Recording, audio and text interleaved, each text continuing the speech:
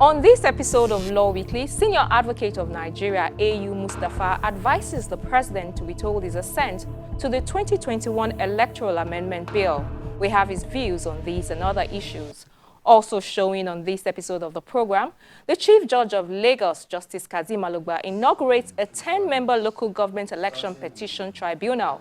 We also have highlights from the Law Week of the Lagos branch of the Nigerian Bar Association, plus a recap on some of the top trending legal stories. Hello and welcome to the program. I'm Shola Shuyeli.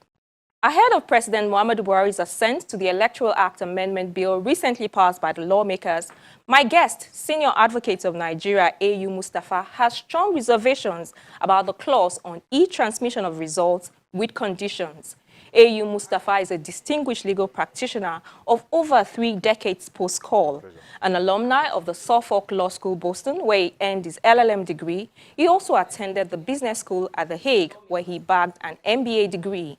He was conferred with the rank of SAN in 2016 and serves as the chairman of the Future of Legal Practice Committee of the Nigerian Bar Association, member Governing Council of National Open University of Nigeria, and member Legal Committee of the National Council on Privatization, to mention a few.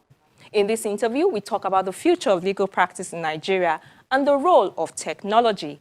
But first, his views on e-transmission of election results and why the president should not assent to the bill as passed by the lawmakers. The starting point is for me to commend the Ninth Assembly for a lot of landmark bills they've passed. However, it will appear that the recently passed amendment to the Electoral Act is, to my mind, beyond their constitutional power.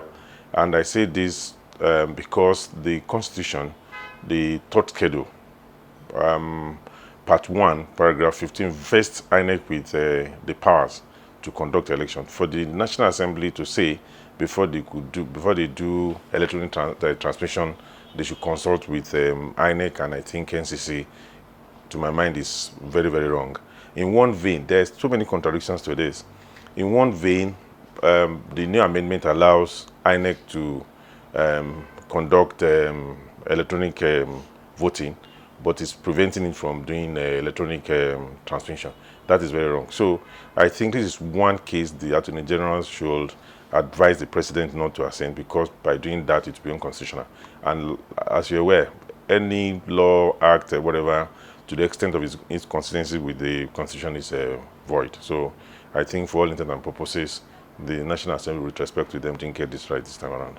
So you think that lawmakers should go back and reconsider Yes, those? I think because indeed technology will regulate the rest of our lives, and in other jurisdictions around the world, electronic voting, electronic transmission of a result is taken. So we should be complying with international best practices and not going backwards. Still sticking with the bills and all of that, there's also this interesting one. A national lawmaker presented a bill seeking to bar public officials from traveling abroad for medical treatment. Do you think that's a necessary law? I think it is not fair. Fundamental right is a natural right. It's imbued. It comes with you as a human being. And if you want to serve your country, you should not be punished for it. If you're wealthy enough and you're in public service to contribute your quota, that should not be bad for you to, go for any facility that you have the capacity financially to do. So I think that is a bit overboard, really. Another issue that is topical is the recent indictment of ACP Abba Kyari by the FBI and the moves to extradite him to the US. Given the information that's in the public domain, do you think that extradition would succeed in line with current laws on the process? Well, I would rather talk about the procedure. The Extradition Act makes it that there must be a reciprocal agreement between the two countries, and I think that is in place. However, it's not as straightforward as it's being portrayed in the media. The Attorney General plays a very significant role. The Foreign Office or the ambassador of the country, that is America, will have to submit a formal application to the Attorney General. The Attorney General will have to consider it on its merits, if it's not politically motivated, if the guy is going to be given fair hearing and the rest of it. So the Attorney General will have to come to a decision before it's now transmitted to the magistrate or to the High Court judge for the extradition to take place. So as at now, that application must go to the Attorney General, and the Attorney General has a lot of powers. If the Attorney General, in my considered opinion, refuse to assent to that request, it ends there. But should he refuse? I don't have all the full facts. So, and I'm sure the Attorney General, as the chief lawmaker, will put the interest of the person in charge, Nigerian interest, and a lot of considerations, and will not allow the media frenzy to influence his decision. Somebody's fundamental right is at stake, especially the person that is perceived to have been very patriotic and has discharged his duties efficiently and effectively. What about national interest? This is somebody who's alleged to have been an accomplice in international crimes. Shouldn't the proper thing be, let's allow the process and then find out whether he actually did or not? So it's still within, that is why the Act vests the Attorney General with a lot of discretion. That discretion will have to be exercised judicially and judiciously. And what that means is that the facts will have to be properly analyzed, devoid of emotion, sentiments, and pressure. And I'm sure at some point the Attorney General will come to, and we don't have all the full facts, but with the position the AGF occupies, I'm sure it's going to have the fact that is not available that is not in the public domain, and I'm sure that this will guide him. But I hope that the Attorney General will be guided by law and not by emotion or sentiment, because somebody's right is at stake here. It should be guided by public interest. Public law. And what the public interest might be laced with emotion, but if you are guided by the law, then you are likely going to exercise that discretion judicially and judiciously. Let's come to issues of the profession, the legal profession. You're chairman of the Future of the Legal Practice Committee of the Nigerian Bar Association, set up by the president, the NBA president, in March last year. I know you had about 5 months to deliberate on the issues, and I know that at the last NEC meeting of the NBA, your committee submitted its report. I also know that you took memoranda from some members of the legal profession, but tell us how the committee did its work, how you arrived at the decisions that you arrived at. Did you talk to judges, members of the bench, law students? Because I've seen the report, it's about 104 pages long.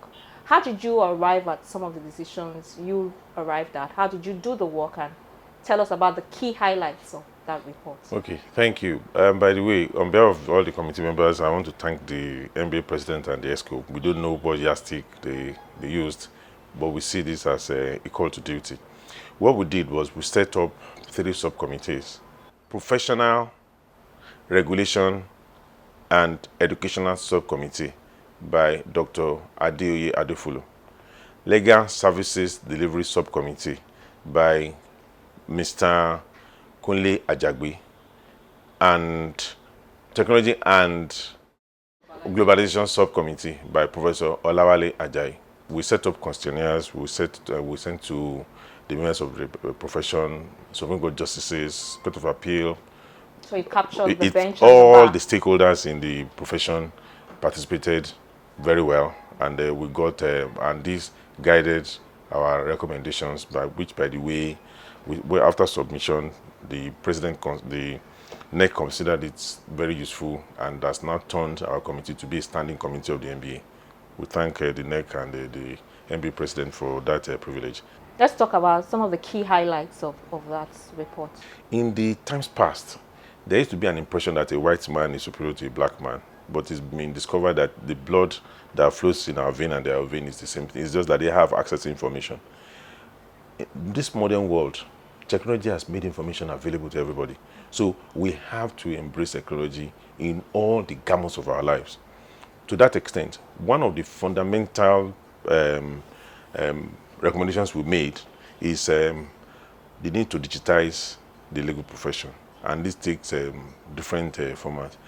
The idea of our courts, the judges taking proceedings in longhand, is archaic, it's not sustainable, it's punishment, and it's not done anywhere any longer. Countries that are smaller than Nigeria have embraced technology. So we strongly recommend that our court system should be digitized. We recommend that all lawyers should be made to undertake digital education. There are some lawyers who still don't know how to send motion, who still don't know how to send email, who don't know how to use system, who feel this is not right. And more importantly, we feel that the curriculum of the universities and the law school should be expanded to make digital literacy education compulsory, to add entrepreneurial skills to what they are doing. And again, we realize that unlike in the past, that before you set up a practice, you will have done pupillage in some law firms or legal department of organizations. This is no longer what it used to be. You see somebody that graduated, will cost to bar today, by the next day he's having his own law firm. In the short run, they might make it, but in the long run, they will not be able to contribute meaningfully to the profession.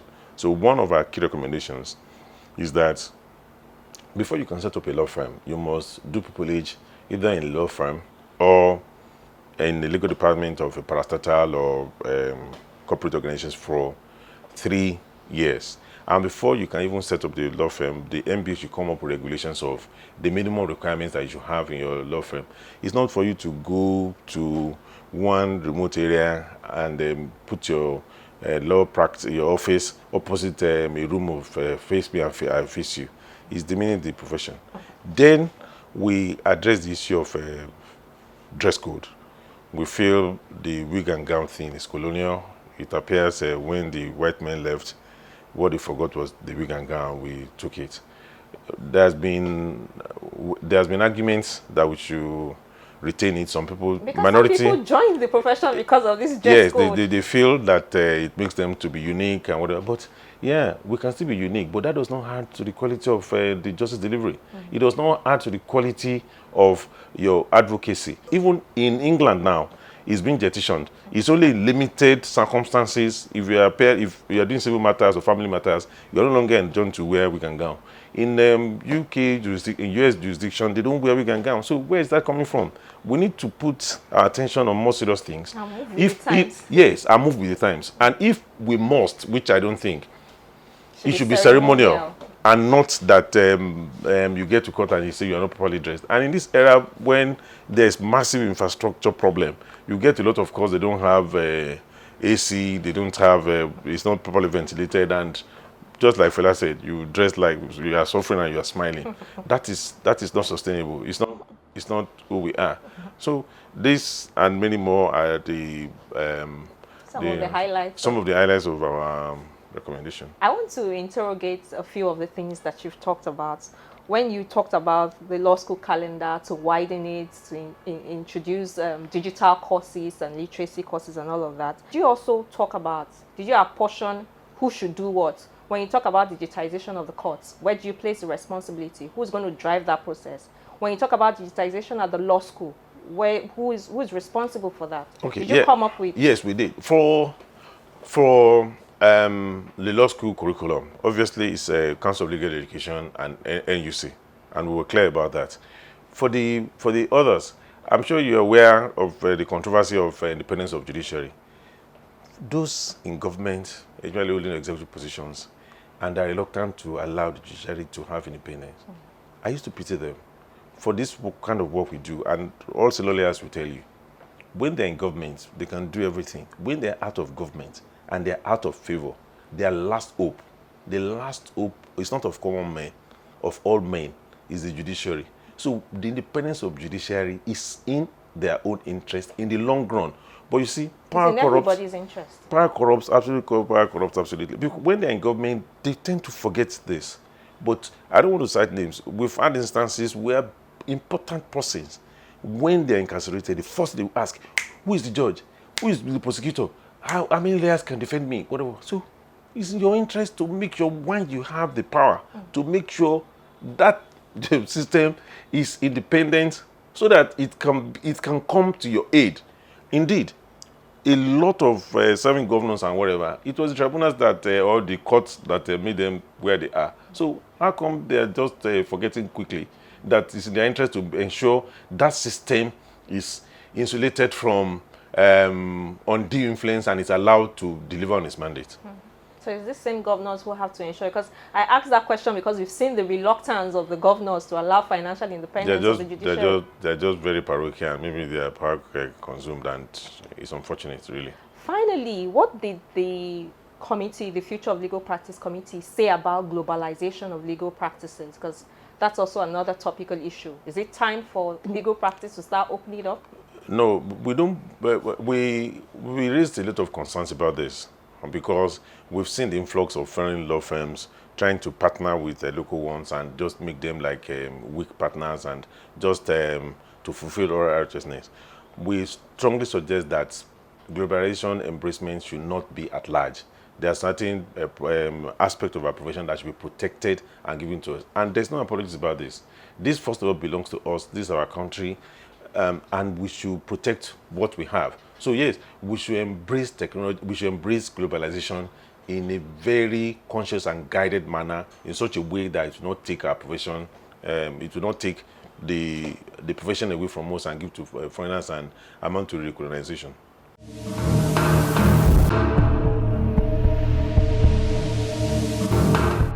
Now, away from the interview, the Chief Judge of Lagos has sworn in a 10-member panel to hear undetermined petitions arising from the local government elections of July the 24th. He advised the members to be guided only by the law and to stay above board and free of compromise. Please, just sit down, please. The Chief Judge of Lagos State, Justice Kazeem Alugba, surrounded by the admin judges, Justice Oyekan Abdullahi and Justice Oluwatoyin Paye, other judges of the court, retired judges, serving magistrates and court staff. They're all here to witness the inauguration of the state's 2021 election tribunal, which has been set up pursuant to the provisions of the Local Government Election Tribunal Law of 2015. This is to hear and determine disputes arising from the local government elections held in the state on Saturday, the 24th of July. The CJ says that the 10-member panel has been divided into two, panels 1 and 2 consisting of 5 members each. Both panels are headed by newly retired judges of the state judiciary who take the oath of office first. And Lagos State. Justice Babajide Candid Johnson, who retired on June the 27th, 2021, heads Panel 1. Other members of the panel are the Chief Registrar, Chief Magistrate Olubusola Okunuga, Chief Magistrate Tajuddin Elias, Chief Magistrate Olumuyiwa Martins, and Chief Magistrate Adekurede Ajibade. Panel 2 is headed by Justice Adeniyi Oniwanjo, who voluntarily resigned on the 30th of April. Other members of his panel are Chief Magistrate Fimisola Aziz, Chief Magistrate Omolara Awope, Chief Magistrate Aderemi Bajumo, and Chief Magistrate Kehinde Ogundari. The CJ says that Panel 1 will sit at the premises of the Lagos High Court, Ikeja, to hear petitions from local government areas on the mainland, while Panel 2 will sit at the former Federal High Court complex at Lausa, Ikeja, and will hear petitions from local government areas on the island. After inaugurating the panels, the CJ reminded the members that a lot of transparency and honesty is expected of them as they perform their duties. We all know what elections mean in this country. They will be keenly contested. There will be accusations and counter-accusations. We are all human beings. We know that attempts will be made to compromise. But it is because we know that you all are above being compromised that we have selected you for this office. And I'm sure, and I also pray, that God will help you withstand all such compromising efforts that may be made at you.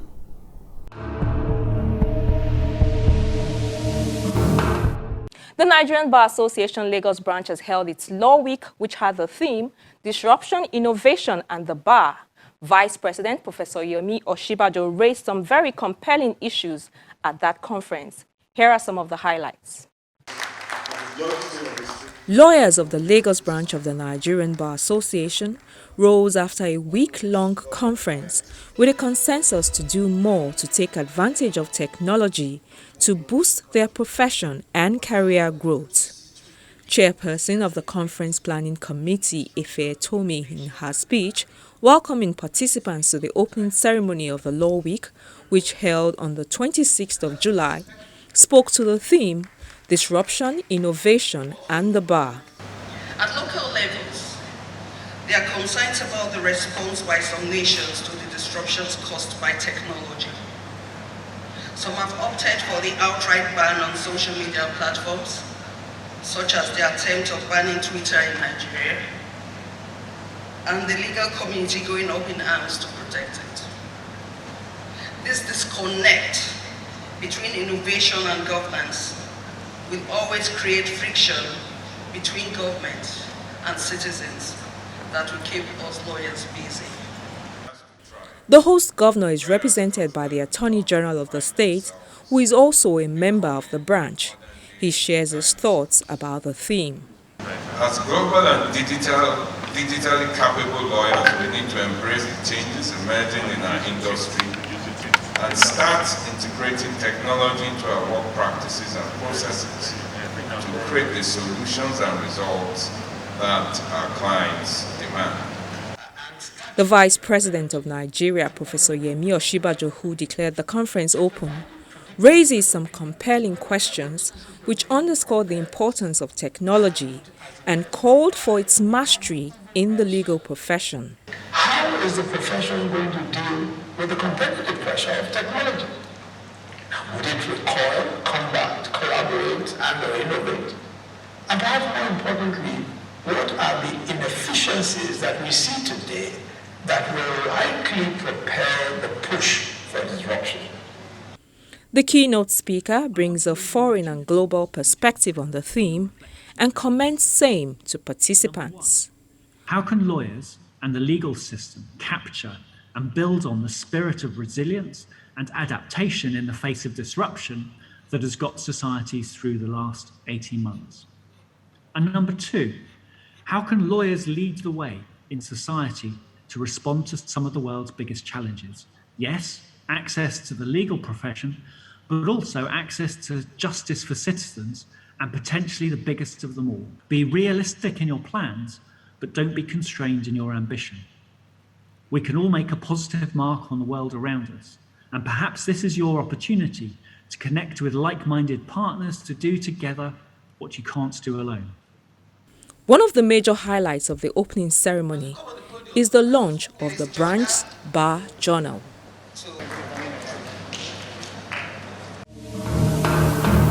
And just before we go, let's bring you a recap of some of the top legal stories that made the headlines. We begin with the report that the National Industrial Court in Abuja has barred the Minister of Finance, Zainab Ahmed, Income and Wages Commission, and the Accountant General of the Federation from a downward review of the salaries and allowances of members of Association of Specialist Medical Doctors in Academics. In a ruling, Justice Osatoanwe Obaseki Osage held that the order of interim injunction will subsist pending the hearing and determination of the suit. The judge also restrained the defendants from acting on the contents of the April 22 letter issued by the Salaries and Wages Commission, which directed the enrollment of the claimants into the consolidated university academic structure and associated allowances as a violation of the Presidential Directive of September 29, 2009. The federal government had on September 29, 2009, approved the new salary structure for medical and dental officers in the Federal Public Service, known as CONMES, a structure they asked the court to revert them to. In Oyo State, the High Court has granted an ex parte motion stopping the Department of State Security and Attorney General of the Federation from arresting Yoruba Nation agitator Sunday Adeyemo, also known as Sunday Igboho. Justice Ladiran Akitola also restrained the DSS and the AGF from blocking Igboho's bank accounts. Through his lawyer, Senior Advocate of Nigeria, Yomi Aliu, Sunday Igboho had sued the AGF and the DSS, claiming damages worth 5.5 billion naira over alleged violation of his fundamental human rights. Still on Igboho, a federal high court in Abuja has granted bail to 12 of his aides. Delivering the ruling on the application filed by the 12 applicants before the court, the presiding judge, Justice Obiora Iguatu, said it's clear that no charge has been brought against Sunday Igboho's aides since their arrest. As such, the court held that detaining them without charging them contravenes the provisions of the Administration of Criminal Justice Act and their fundamental rights. And we round up with a report that the Chief Justice of Nigeria, Justice Ibrahim Tanko Mohammed, has appointed Hajo Sarai Bello as the new Chief Registrar of the Supreme Court, following the retirement of the substantive Chief Registrar, Hadizatu Uwane Mustafa, who will be attaining the mandatory retirement age of 60 years on Sunday, 8th August 2021, having served from July 2017 to August 2021. The new Chief Registrar, Hajo Sarki Bello, will formally assume office on Monday, 9th August 2021. A native of Niger State, she is a 1989 graduate of law from Uthman Danfodio University, Sokoto, Nigeria. She was called to the Nigerian bar in 1990. She's worked in different capacities in different law firms and commercial organizations before joining the Supreme Court of Nigeria in 1996 as Senior Registrar. In 2001, she was promoted to the position of Acting Deputy Chief Registrar and later became Substantive Deputy Chief Registrar in 2006.